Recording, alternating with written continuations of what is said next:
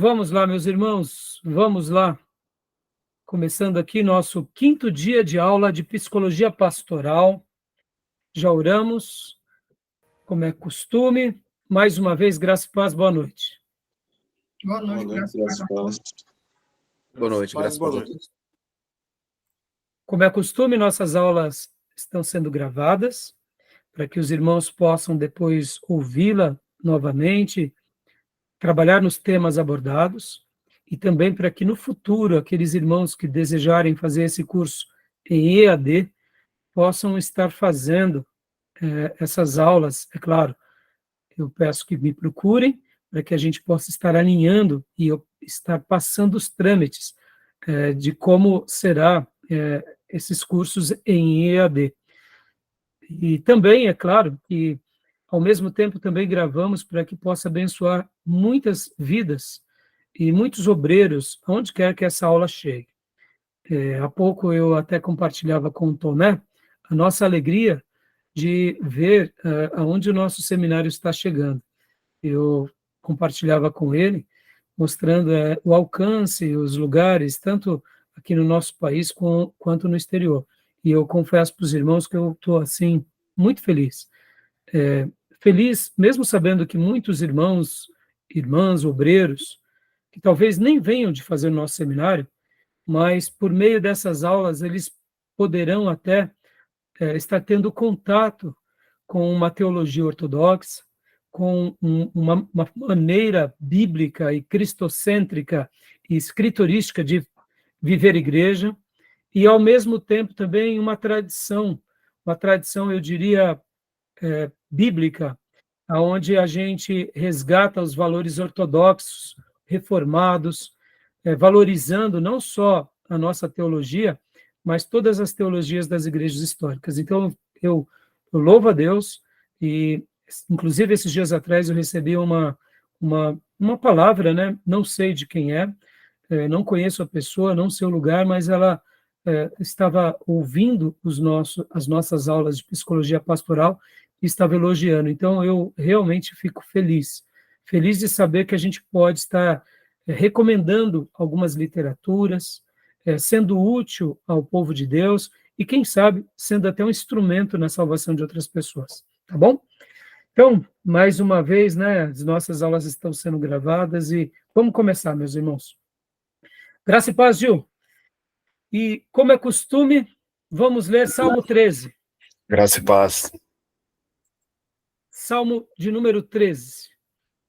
Vamos ler, meus irmãos, e vamos mergulhar aqui na temática. Nós começamos estudando o livro-texto do Larry Crabb, e hoje eu pretendo seguir daquela parte que nós tínhamos parado e ir até o capítulo 3, e concluir o capítulo 3.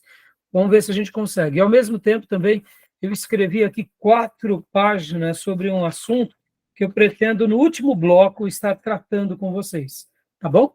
Então, vamos lá. Salmo número 13, meus irmãos. Vamos ler essa porção e vamos, logo na sequência, mergulhar aqui no livro-texto. Quem achou, pode ler para nós.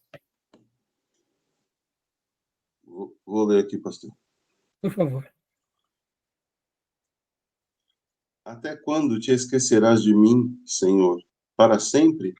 Até quando esconderás de mim o teu rosto? Até quando consultarei com a minha alma, tendo tristeza no meu coração cada dia? Até quando se exaltará sobre mim o meu inimigo? Atenta em mim, ouve-me, ó Senhor meu Deus. Alumia os meus olhos para que eu não adormeça na morte, para que o meu inimigo não diga, prevaleci contra ele, e os meus adversários se não alegrem, vindo eu a vacilar. Mas eu confio na tua benignidade, na tua salvação. Meu coração se alegrará. Cantarei ao Senhor porque me tem feito muito bem. Aleluia. Que salmo lindo, como muitos outros salmos. Mas aqui, irmãos, percebam que Davi, ele tinha uma peculiaridade. Além de ser um poeta, além desse texto virar uma canção, esse texto era muito mais do que uma canção, era uma realidade na sua vida. Perceba que Davi era essa pessoa que sabia experimentar todas as facetas da vida. No momento em que ele estava feliz, por exemplo, quando ele trouxe a Arca de Deus de volta até o novo tabernáculo, ele dançava. Agora, nesse exato momento, nós não sabemos, de fato, quando se dá, quando o motivo pelo qual ele escreve esse salmo, pode ser qualquer um dos episódios de angústia que ele vivenciou, nós não sabemos, mas ele rasga o coração dele diante de Deus. Ele não maquiava o momento. Ele não usava de uma fé tola. Se ele estava abatido, ele tentava entender aquele momento do seu abatimento e ele tentava compreender a razão e tentava, mesmo assim, me entendam a palavra, ele tentava curtir aquele momento com sobriedade. Podem ver. Até quando, Senhor? Para sempre te esquecerás de mim? Ou seja, ele se sentia abandonado. E por ele se sentir abandonado, ele não tinha medo de falar isso para Deus. Ou seja, ele não maquiava uma fé espirituosa. Deus é comigo na tribulação. Ele estava se sentindo angustiado aqui, abandonado, então ele falava isso para Deus. Estão entendendo? Por que eu estou falando isso? A gente entrou agora aqui no livro-texto, a gente vai começar a trabalhar um pouco mais dentro desses dilemas da psicologia, das linhas psicológicas, dos problemas, das terapias. E percebam, Davi, ele nunca, entre aspas, sentou num divã de um terapeuta, fecha aspas, mas Davi, abre aspas, vivia sentado no divã de Deus, ou deitado no divã sagrado, fecha aspas. Como assim? Ele fazia de Deus o seu grande terapeuta, e ele conseguia registrar aquele momento, mesmo que fosse um momento de dor, de angústia, ele registrava. Depois ele tentava cantar aquele momento, e depois aquela experiência que ficava no seu passado, ele apresentava para os outros como poesia. E por isso que a gente vê também em Davi, ele como um poeta-profeta. Porque ao mesmo tempo que ele vivenciava essa experiência dele servia também como matéria-prima para consolar os seus ouvintes. Porque, vem cá, quem é que aqui nunca teve esse sentimento? Até quando, Senhor? Até quando, Senhor, para sempre te esquecerás de mim? Quantas foram as vezes que a gente disse isso? Não é verdade? Deus se esqueceu de mim. Deus me abandonou. Deus não está se lembrando de mim. Não é verdade?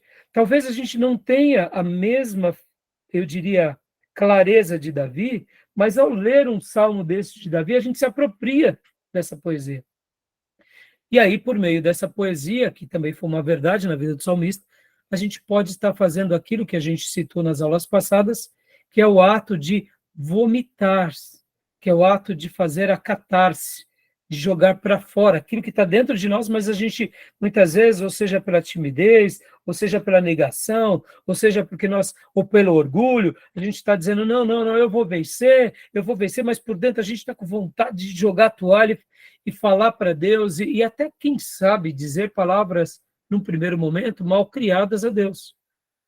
Palavras mal criadas, porque quando a gente lê as palavras de Davi, olha só a conclusão que ele fala do versículo 1. Até quando esconderás de mim o teu rosto? Ou seja, Davi parece estar sendo um filho mimado.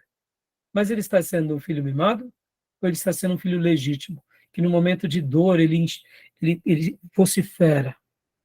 Então, Davi, e assim como os salmos, eles servem para nós como um auxílio para as nossas catarses, para as nossas buscas a Deus e para os nossos momentos de quebrantamento. E aqui, é claro, irmãos, talvez nós jamais nos tornemos como Davi, no sentido de vivenciar isso e registrar esse momento, porque, de repente, a gente não recebeu o dom da poesia. E é por isso que Deus levanta alguns poetas, para que eles sejam a nossa voz no momento de dor, entendeu? Né? Podem ver, nem todo mundo vai receber de Deus um hino, mas hoje nós podemos cantar com aquele que foi abençoado, com aquele que compôs um hino.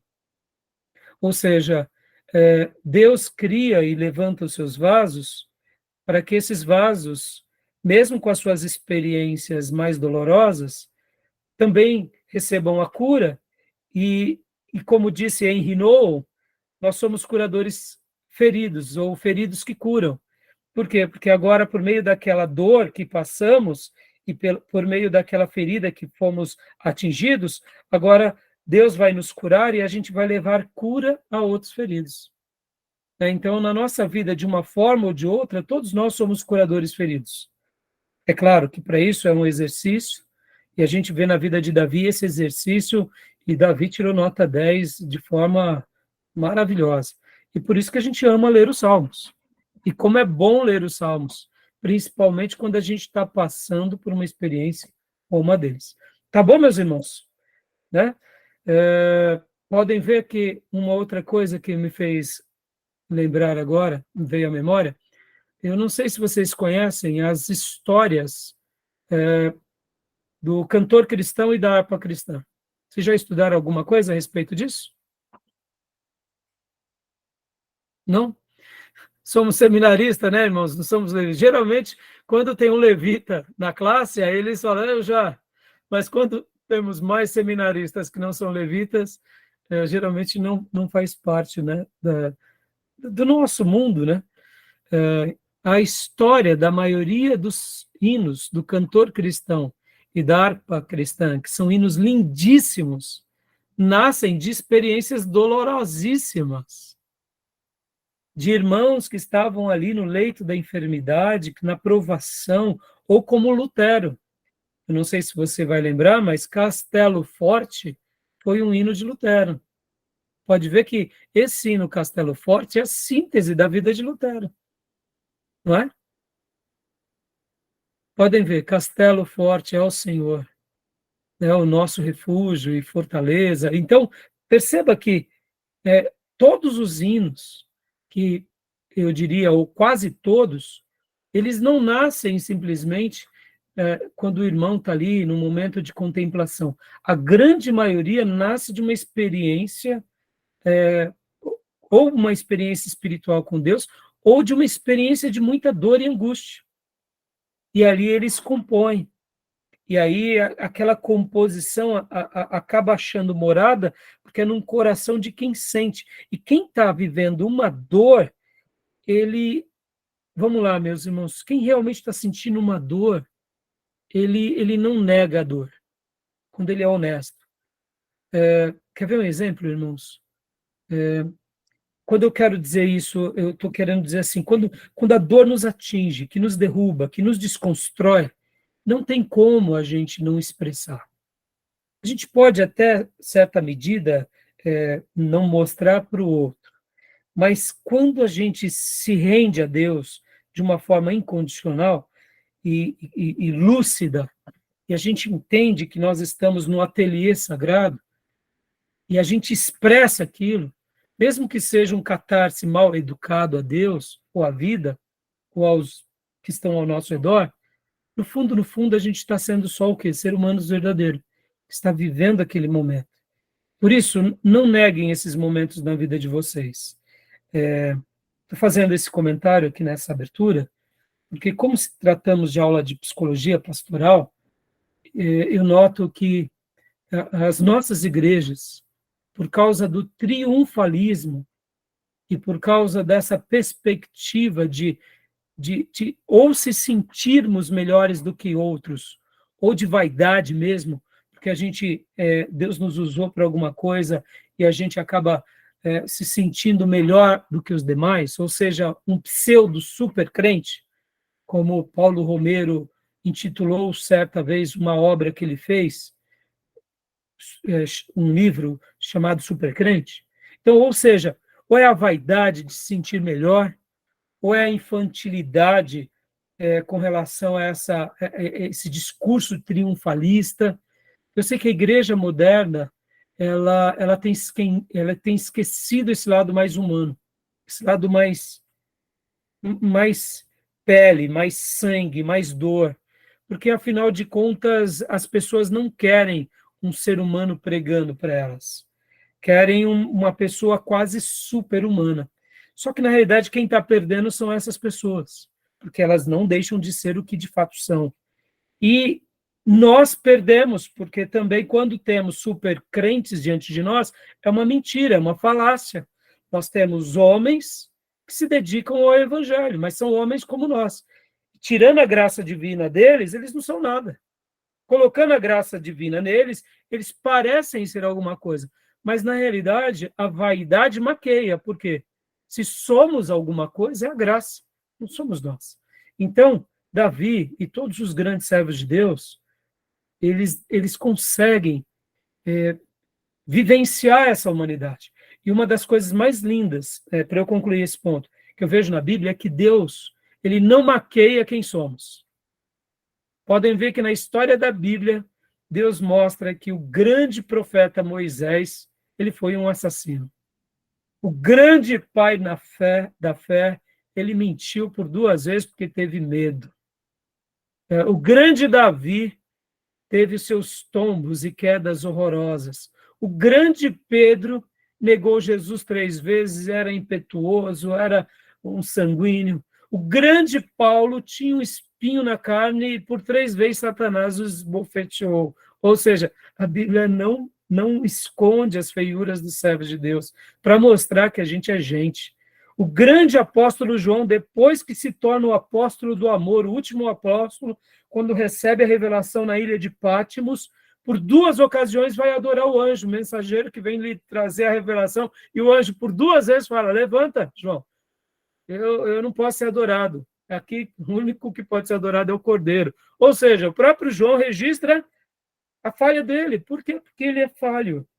Perceba, irmãos, quando nós trabalhamos na nossa humanidade com honestidade e damos a Deus a glória devida e nos colocamos no lugar devido, a glória de Deus se torna até mais acentuada, porque é como se Deus estivesse dizendo: eu uso pecadores. Esse é o meu projeto. E que Deus possa usar a nossa vida, tá bom? Amém, meus irmãos? Vamos lá? Então vamos lá agora ao livro, né? Querem comentar alguma coisa enquanto eu compartilho aqui com vocês?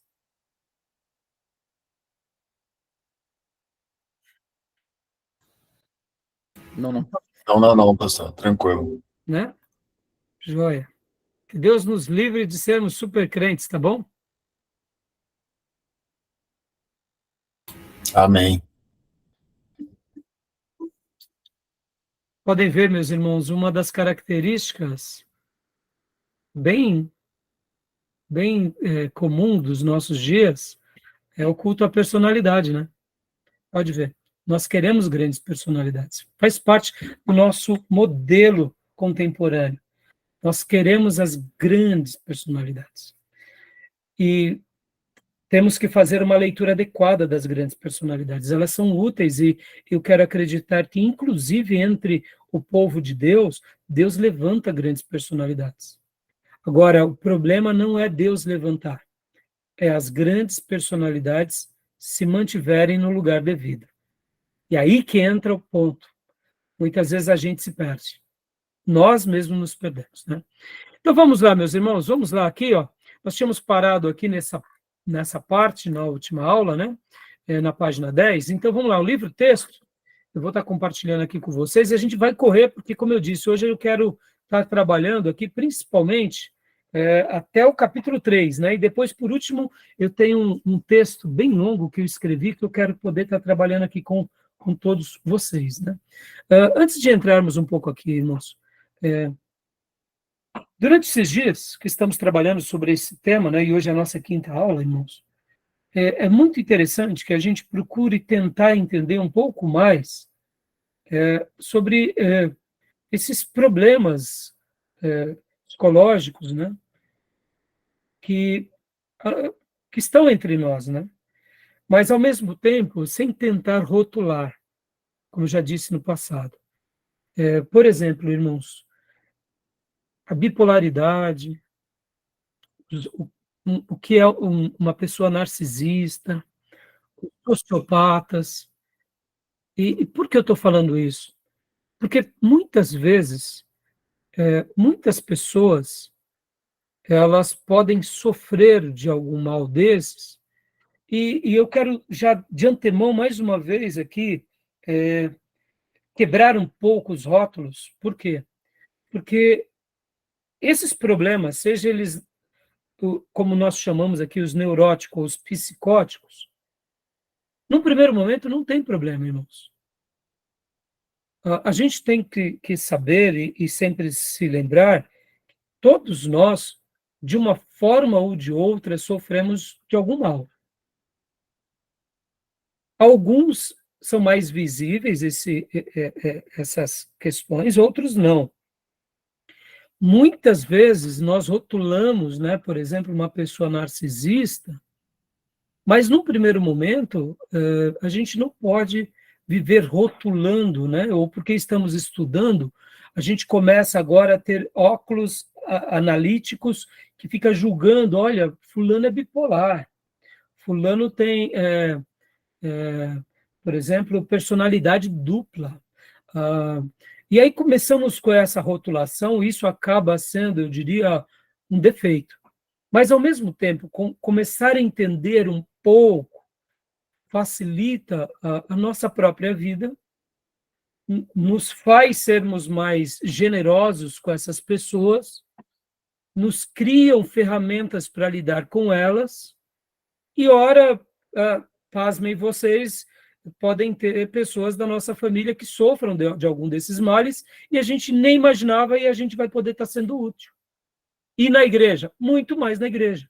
Então, assim, vão dando asas, né, a esses vários tipos de coisas que acontecem, como estamos tratando sobre esses temas, quando um assunto, de fato, vier à tona para você, estude mais sobre aquilo, porque, de repente, pode ser que, por meio desse estudo, Deus esteja te conduzindo a uma compreensão melhor ao seu respeito, ou a respeito dos seus, ou daquele problema que está diante de nós.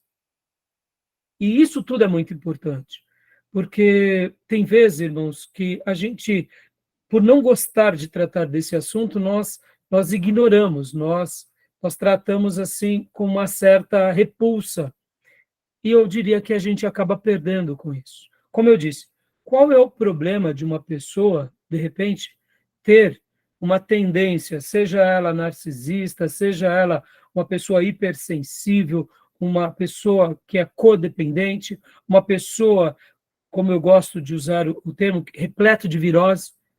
Não é um problema.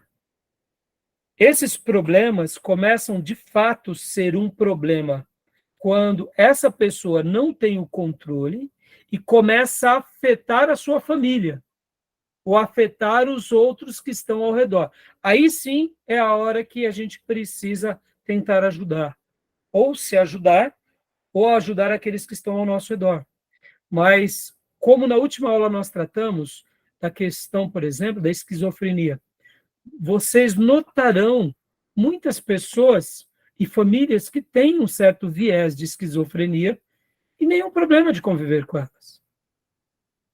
Essa rotulação de achá-las que elas são loucas ou doentes, eu diria que é uma coisa muito peçonhenta e prejudica muito a nossa relação.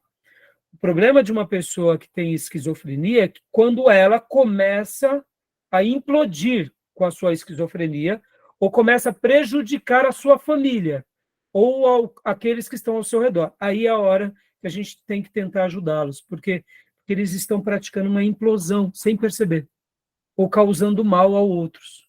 Vamos lá, irmãos, vamos lá. Vamos falar de pessoas aqui normais que, num primeiro momento, tem nada, mas é uma pessoa extremamente egoísta e insensível. Não estou falando do narcisismo, a gente vai chegar lá hoje, se tudo correr bem. Mas uma pessoa egoísta, a gente vai se relacionar com muitas pessoas egoístas na vida. E aí? Faz parte. Mas no momento que aquela pessoa egoísta começa a prejudicar a sua família, os seus filhos, seus pais, os irmãos da igreja, a liderança da igreja, aí é o momento de uma atuação. É o momento de tentar ajudarmos aquela pessoa. Estão entendendo? Porque, irmãos, vamos pegar até o oposto do egoísmo. Uma pessoa extremamente altruísta, uma pessoa extremamente bondosa. Essa pessoa, todo mundo quer ela do lado. Mas essa pessoa que é extremamente bondosa, se ela não tomar cuidado, ela acaba sendo matéria-prima de todo mundo.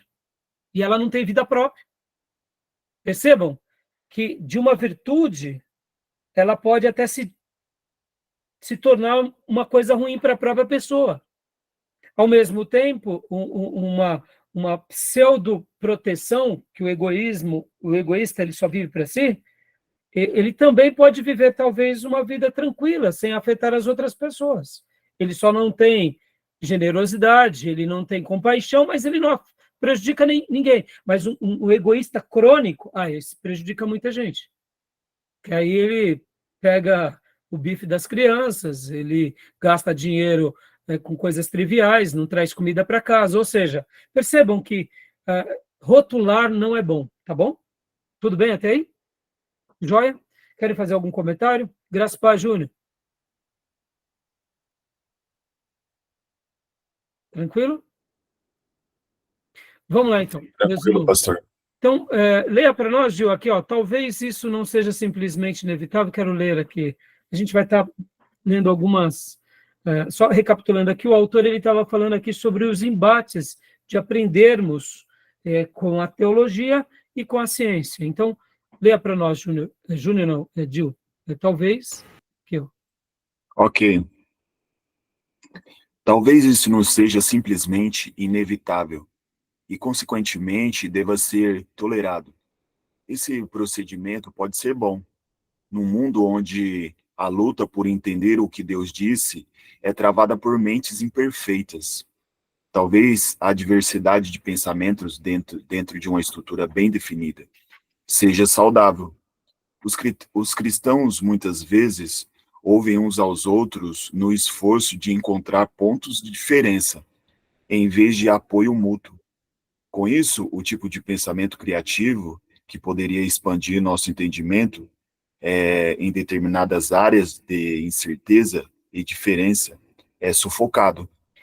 Em outras palavras aqui, né, eu vou até dar uma corrida aqui, o que o autor está querendo dizer, irmãos, que a gente deve romper os obstáculos e abrir as possibilidades para os questionamentos. Porque nós, dentro do nosso gueto protestante, a gente acaba se fechando para as nossas afirmações. Isso, muitas vezes, pode parecer ser algo bom, mas não é. E aí a gente acaba ficando dentro dos nossos guetos e nós não potencializamos o quê? Esse entendimento. Qual é o entendimento que o autor está querendo aqui nos trazer? O entendimento da revelação sagrada, que também nós não temos uma coesão absoluta, cada pessoa pensa de um jeito a respeito da revelação de Deus, e também da ciência. Ora, como unir essas coisas? Por isso que é importante a gente estar aberto ao quê? Ao diálogo, à interação, à mutualidade e ao aprendizado, mesmo com outras correntes. Continua para nós, Gil, rapidinho aqui, o diálogo entre os cristãos e não cristãos também, em geral, degenera rapidamente em divisão, tensão e hostilidade. Um espírito partidarista, alimentado pela incompreensão e pela retórica irrefletida, encoraja tanto uma atitude desconfiada para qualquer pessoa cujo compromisso esteja fora do nosso círculo estreito, quanto a um apoio doentio da nossa espécie. Por quê? Porque a comunidade dos filhos de Deus, infelizmente, é propensa à mesquinhez, ao exclusivismo e à difamação, quando, mais que ninguém, deveríamos demonstrar compaixão ao discordarmos um dos outros. Dá uma pausa aqui. Isso. Obrigado, Gil. O que o autor está querendo dizer aqui, irmãos, que muitas vezes até entre nós, povo de Deus, a gente fica debatendo nas nossas coisas e ao invés de termos um diálogo maduro, aonde nós deveríamos tentar compreender a partir da visão do outro, a gente se enclausura. E aí ele vem dar uma resposta bem interessante, ó. Pode ler para nós. Por favor, Diego. A resposta, penso eu, é tanto simples quanto trágica. Somos um povo defensivo, orgulhoso, ameaçado, defensores de certa posição. Por vezes presumem que seu único propósito em contatos, intercampos, é informar e corrigir, e nunca escutar. Convencemos-nos de que estamos defendendo a verdade, quando, na realidade, estamos sendo irrefletidamente defensivos. Com raras vezes examinamos nossos próprios motivos quando dialogamos, preferindo antes crer ingenuamente que o Espírito de Deus está promovendo nossa eloquência. A discussão termina com as partes prometidas hipocritamente, com sua própria posição e rejeitando piamente qualquer outra. Em outras palavras, olha que interessante, irmãos, olha que legal, as palavras dele são muito fortes, né? É simples, mas também é trágica, como ele mesmo argumenta. E eu achei muito interessante essa afirmação, e me faz lembrar as palavras de Ulisses Guimarães aqui. Lembra aquele grande deputado, Ulisses Guimarães, que foi um dos patronos da Constituinte, que nós temos até hoje, né? Se não me engano, de 88, né, Júnior? É isso? Foi. Ele dizia uma frase muito interessante. Ele falava assim: quando nós temos, ou quando nós passamos por uma lavagem cerebral, nós não estamos abertos ao diálogo e à interação. Porque a lavagem cerebral é mais ou menos uma orientação aonde nós admitimos que uma coisa é verdade e cremos naquilo cegamente. E ele, o Ulisses Guimarães, com as suas palavras, ele queria questionar isso, que uma pessoa que de fato entende o que acredita em algo, ele está aberto ao diálogo, porque ele não passou por uma lavagem cerebral no sentido ele não foi alguém manipulável. Ele não está aceitando aquelas instruções pela manipulação ou por uma sabedoria maior do outro.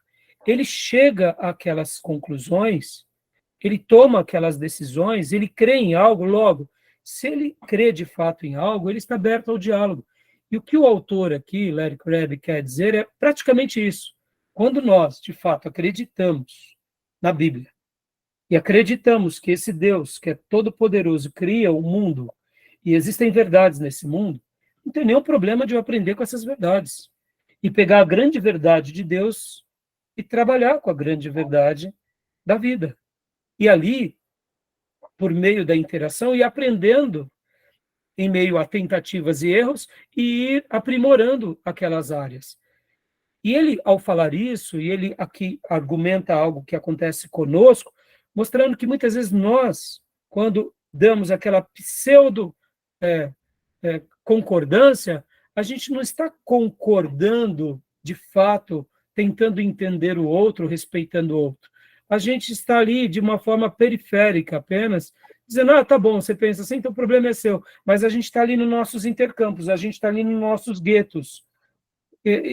Irmãos, por isso que, assim, eu acho que é muito importante essa abertura do livro, estou gastando esse tempo aqui, porque vocês vão ver que na experiência ministerial, muitos homens de Deus vão ser contra o auxílio externo, vão ser contra terapias, vão ser contra ajuda psicológica, ajudas psicanalistas, e eu diria para vocês, eu acho que esses irmãos estão perdendo. E na minha opinião. Por outro lado, eu não posso impor a minha vontade. No entanto, eu quero acreditar também que o extremo da espiritualidade também é ruim. Classificar, por exemplo, como alguns até escritores cristãos classificam que, por exemplo, a depressão é diabólica. Homens de Deus que têm uma boa mensagem, que são usados nas suas pregações, alguns vão classificar que a depressão é diabólica.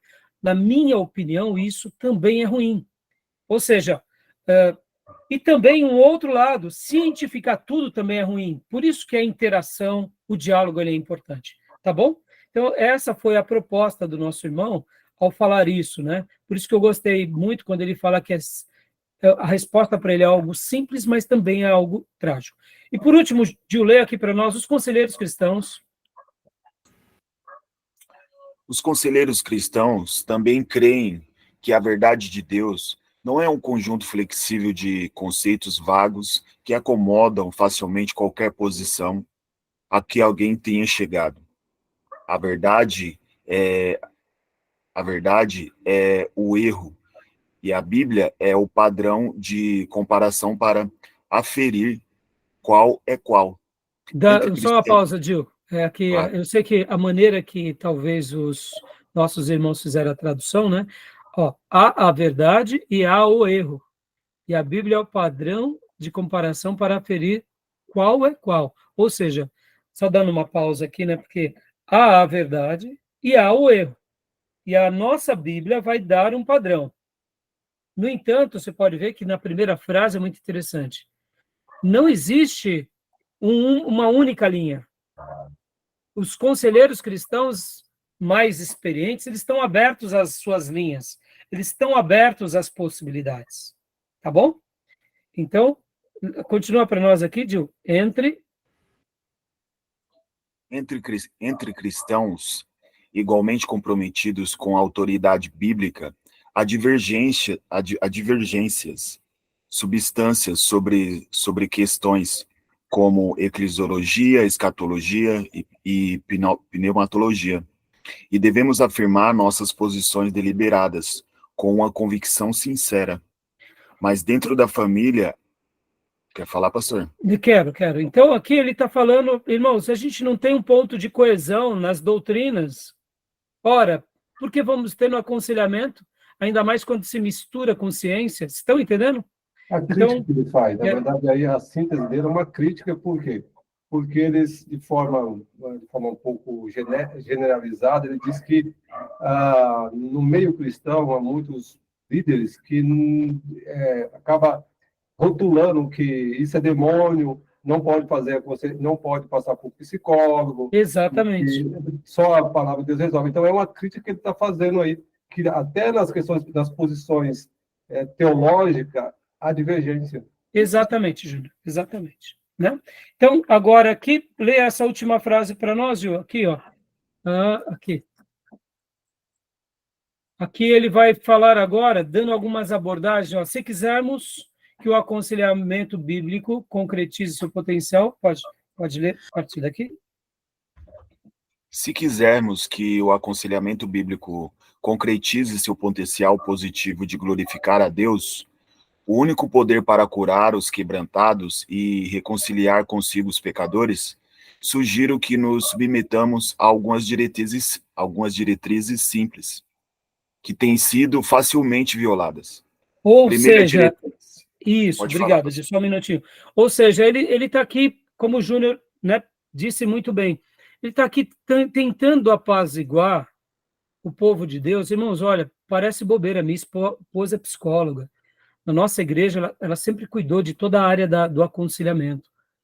E tem vezes que dentro da nossa igreja ainda tem irmãos falando, não preciso desse negócio de aconselhamento. Para mim, isso daí é bobeira. Tá bom. E aí, temos provas e mais provas de que pessoas que passam por um aconselhamento, ou por uma terapia, ou vão a um especialista e são ajudadas, e os irmãos não se dão por vencidos, porque eles veem a vida mais por uma lavagem cerebral do que de fato é. E aí é onde a gente dá o tempo também, irmãos, guardem isso. A gente tem que dar o tempo para as pessoas. A gente não pode forçar as pessoas. No momento que a gente força, a gente está praticando algo que não é decoroso. Como eu ajo, geralmente?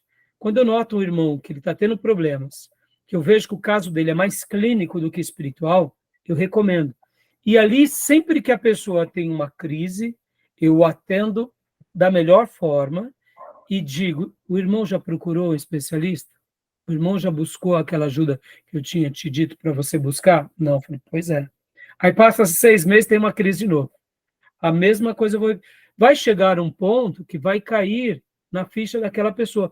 Qual é a diferença de uma crise física, fisiológica, e uma crise emocional? Na física, o braço dói, a tendinite inflama.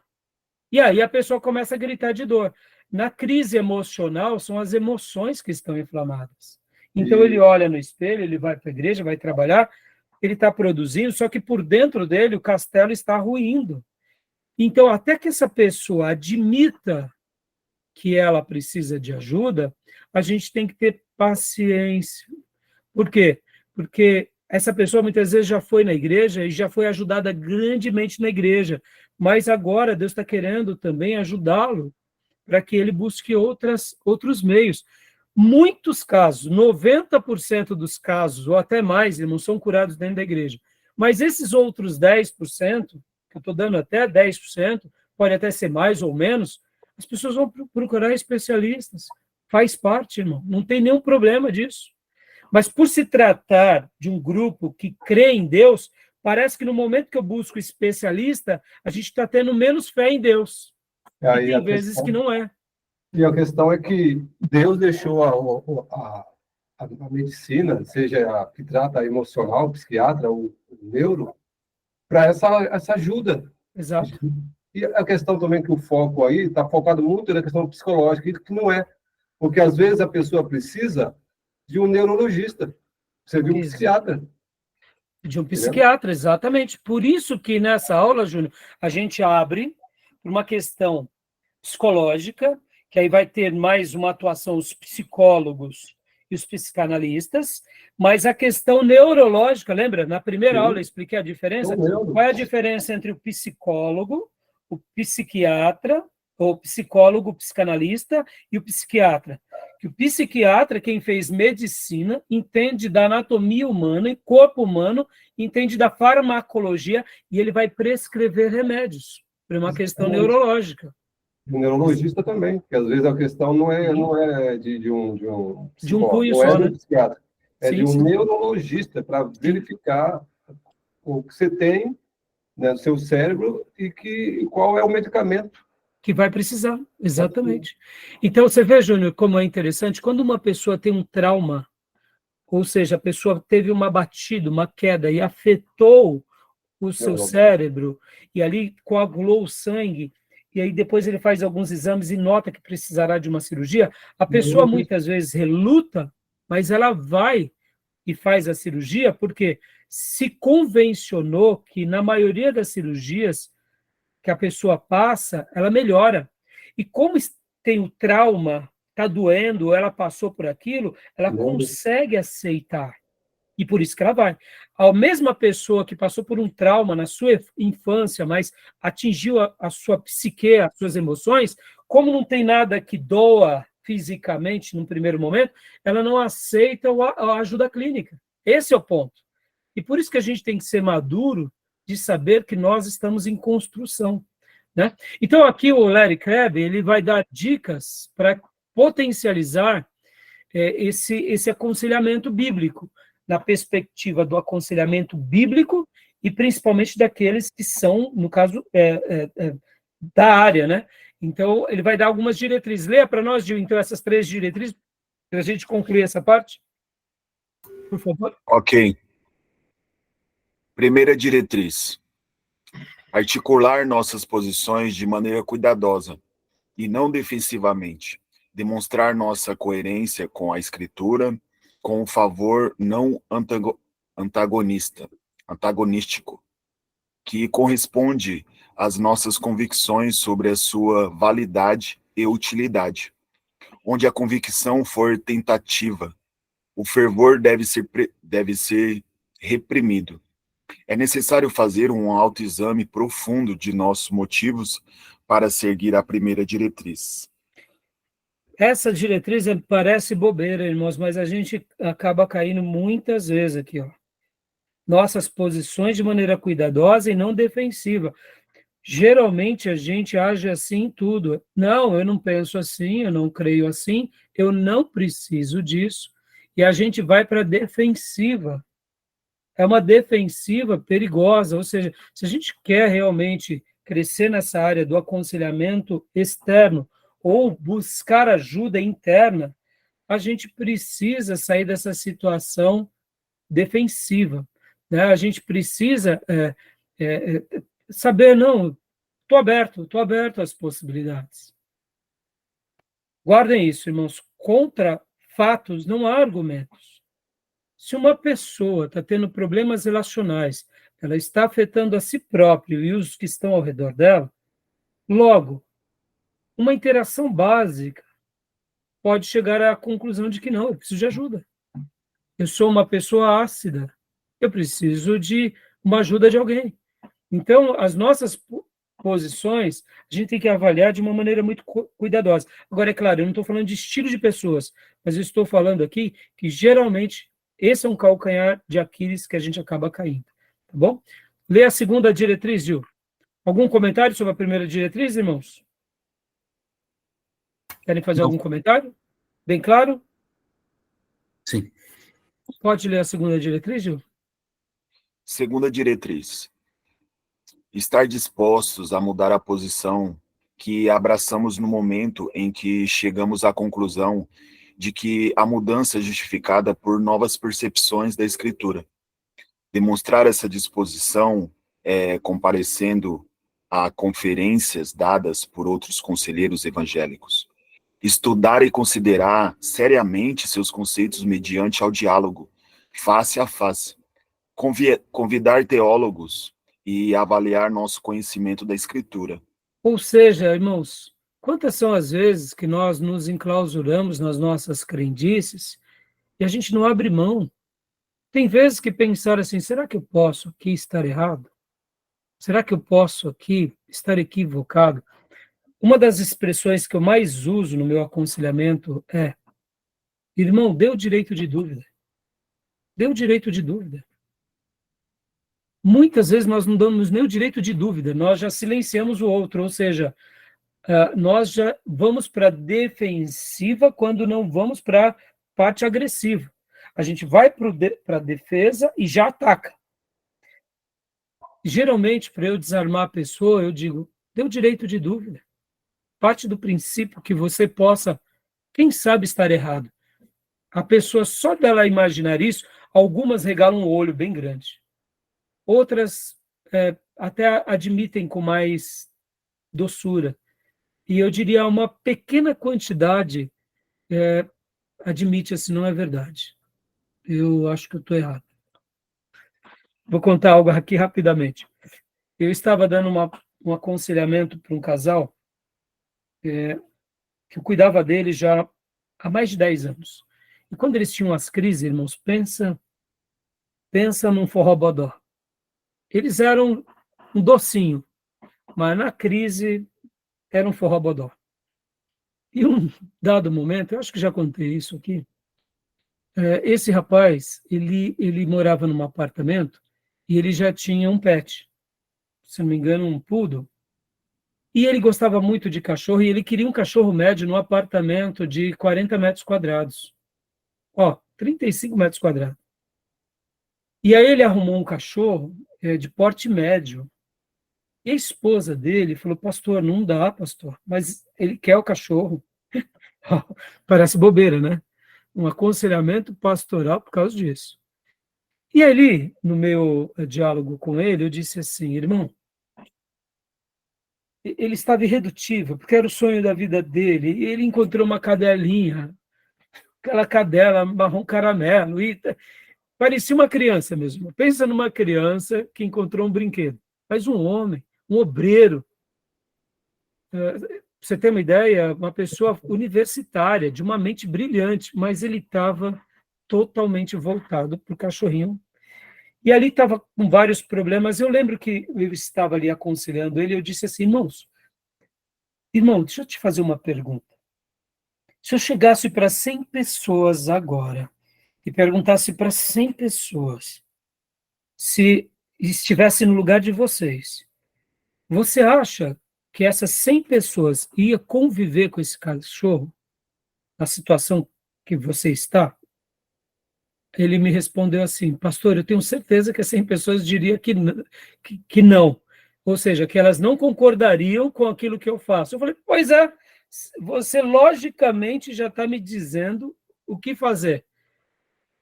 E aí ele disse assim: pois é, pastor, eu sei tudo isso, mas eu quero a cachorrinha. Aí, irmãos, eu cheguei a um ponto e falei assim: eu não tenho mais o que falar. Ou seja, ele não estava aberto às possibilidades. Eu falei: filho, você vai acabar com o teu casamento por causa de uma vira-lata que você quer criar dentro de um apartamento. E você, irmãos, foi uma confusão. Pensa, uma coisa tão óbvia. Ou seja, as pessoas, muitas vezes, elas não estão dispostas a mudar das posições mais básicas. Logo, sofrerão consequências. Quanto mais das posições mais árduas, né? Vocês entenderam esse dilema que eu passei? Ficou claro ou não? Ele Ficou, tinha pastor. consciência que se eu perguntasse para 100 pessoas, as 100 pessoas admitiriam que o que ele está fazendo era insano, doentio, e que não iriam compactuar com ele. Eu falei: meu irmão, você é um cara inteligente, matemático. Você quer o quê diante disso? Então ele estava tão agarrado às suas emoções que ele deixava a lógica de lado. Mesmo que a esposa estivesse sofrendo, e o pastor dele, a esposa, no caso, eu e a Nídia estávamos aconselhando ele, ele estava cego, né?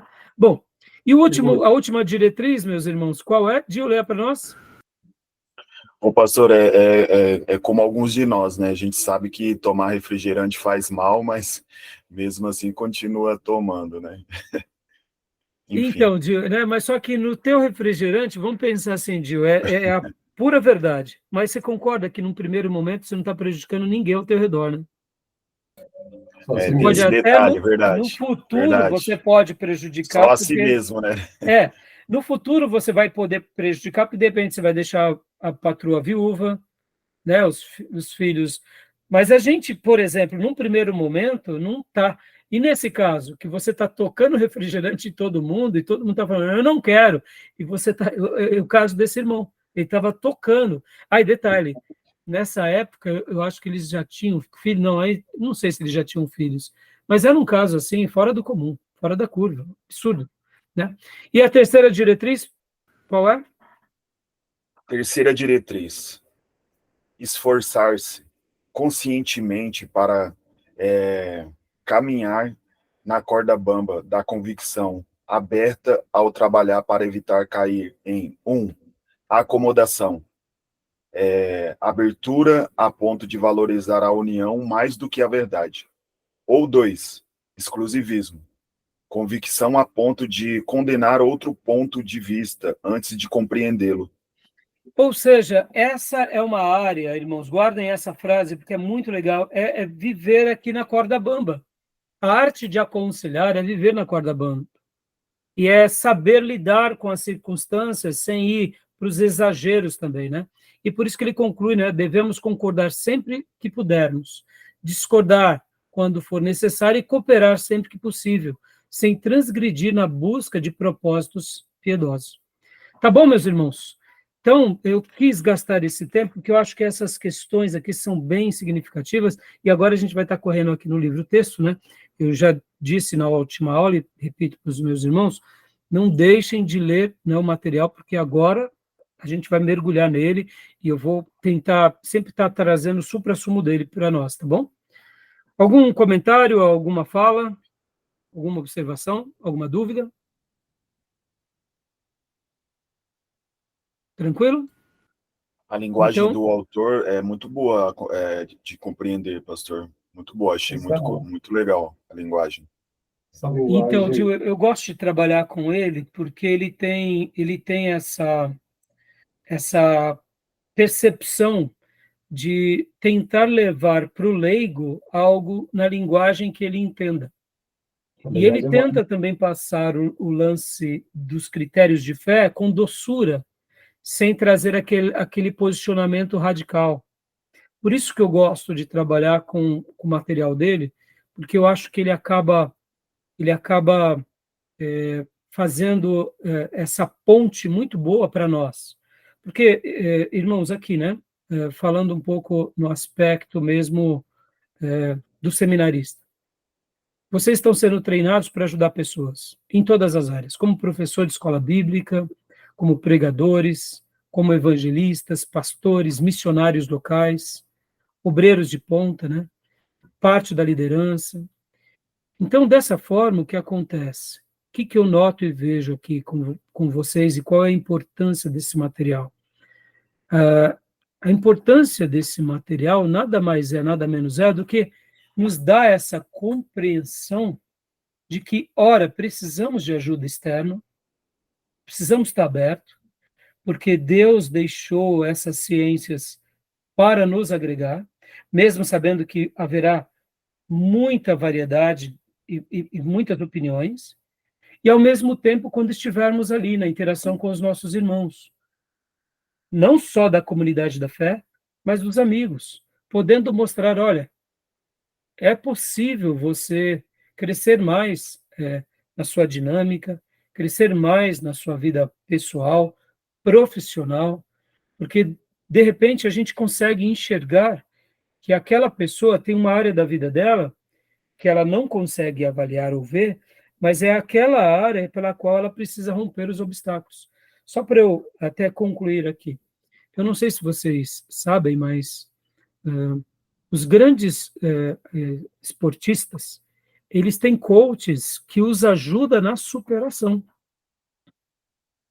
Só para vocês terem uma ideia, eu estava, certa ocasião, em Curitiba, num treinamento do HSBC. Técnico, né? Oi? Técnico, né? Não entendi. É o técnico que recebe um nome chique hoje. Técnico. Isso, é o coach, é. E eu estava lá em Curitiba e uma das coordenadoras do curso, do HSBC, nós, como gerentes, nós éramos alocados, né? E eu fui fazer um treinamento de liderança lá no HSBC, lá em Curitiba. E uma das coordenadoras do curso disse algo muito interessante. Ela começou a comentar que, se não me falha a memória, agora eu tenho anotado, me veio a lembrança agora, por isso que eu não busquei nas minhas notas. Mas, se não me falha a memória, era o Federer. O Federer, ele tinha explosões emocionais enquanto estava jogando, que eram gatilhos para suas derrotas. E havia um técnico e um terapeuta, que ao mesmo tempo ele era um psicólogo e ele trabalhava dentro da área esportiva, e eu não sei se vocês sabem, dentro do esporte, tem os psicólogos esportivos, eles tentam ver esses gatilhos em que o atleta ele muda a chave e ele perde o comportamento. E então esse terapeuta começava a ver, juntamente com o atleta, o momento em que o atleta perdeu o controle das suas emoções. E o que acontece, irmãos? Parece bobeira, mas podem ver. Em função dessas pequenas observações, são as grandes mudanças nas chaves desses grandes atletas, principalmente atletas de alta performance, atletas individuais. Porque, irmãos, só para a gente fechar, um tenista como Federer, como Nadal, como Djokovic, antes de ganhar do seu oponente, ele tem que ganhar dele mesmo. E no momento em que algo que acontece ou na plateia, ou com o juiz, ou com ele mesmo, e ele perde o seu tino, ou o seu equilíbrio emocional, o outro já começou a vencer o jogo. Não porque o outro jogou melhor do que ele, mas porque ele saiu de si. Em outras palavras, ele não perdeu o jogo para o outro, ele perdeu o jogo para ele mesmo. Olha como essa questão emotiva ela é muito importante. E esses atletas de grande performance e individuais, eles passam por um treinamento onde eles tentam criar no dia a dia deles ferramentas e maneiras para que no momento em que ele saiu, ele tente voltar. Pode ver que o Nadal ele tinha hábitos, e vocês vão até lembrar que o Nadal tinha toques. Antes de fazer o saque da bolinha dele, ele pegava, puxava os shorts, passava a mão. A maioria deles tem. A maioria deles tem. Por quê? Tudo isso faz parte de uma construção onde eles voltam para a estaca zero. E o fato deles voltarem para a estaca zero, eles estão dizendo, eu estou em equilíbrio físico, técnico e principalmente mental. É muito comum num jogo de tênis, principalmente num Grand Slam, que um atleta desse está perdendo e no final do jogo, quando ele ganha, ou quando ele fecha um set, ou quando ele consegue dar uma virada, ele olha para o técnico dele e faz assim, ó, cabeça, tipo assim, aquelas ideias. Percebam, irmãos, por que um atleta de alta performance ganha títulos, medalhas, milhões? Porque ele foi ajudado por uma pessoa externa. E por que nós na igreja não podemos? Porque nós, no reino de Deus, não podemos ser ajudados por alguém. Você entende quando muitas vezes a gente se enclausura? Por isso que eu estou gastando esse tempo aqui com vocês, porque essas diretrizes, né, ó, articular nossas posições de maneira cuidadosa e não defensiva, estar disposto a mudar de posições e esforçar-se conscientemente para caminhar na corda bamba da convicção aberta. Ou seja, a gente tem que crescer, estar aberto a isso. Tá bom, meus irmãos? Né? Porque senão a gente não vai muito longe. A gente vai até aqui. E alguém que já disse uma frase que eu gosto muito de citar, que é: sozinho eu chego primeiro, mas com os outros eu vou mais longe. E nessa matéria, eu particularmente entendo isso, que sozinhos a gente vai até certo ponto, mas junto, buscando ajudas, interações, treinamentos, coaches, mentorias, pessoas que nos ajudam como psicólogos, terapeutas, com certeza a gente vai muito mais longe. Eu não tenho dúvida disso. São ferramentas que Deus deixou e as provas de que isso tudo dá certo é aí, ó. É como eu acabei de citar. Se um Federer, um Nadal, um Djokovic pode fazer proeza, por que a gente não vai fazer? É ou não é? Tá bom, meus irmãos? Fechado? Vamos fechar aqui esse bloco? Até passei muito da hora, né? Então, a gente vai fazer os outros 2 blocos mais curtos, tá bom? Fechado? Beleza. Fechado. Tá bom. Então, vamos por intervalo bem rapidinho, tá bom? Hã? Palmeiras ganha muito título, porque tem psicólogo lá. A equipe. Palmeiras? Sim. Vou encerrar a gravação aqui, Não, porque mas tem ainda está psicólogos lá. faltando um bom, por causa que não tem o tal do... Isso aí. Vamos lá, alunos, me ajudem. O Mundial, né? É isso aí, desde 2012 nenhum brasileiro ganha. Porque o Brasil acabou o futebol. O futebol só na Europa agora. Né? Brincadeira aqui, viu, Júlio? Você é palmeirense, né? Não podia deixar de fechar dessa forma, né? Vou fechar aqui, senão a gente não vai ter intervalo. Essa é a muleta dos que não ganham mais, né? É.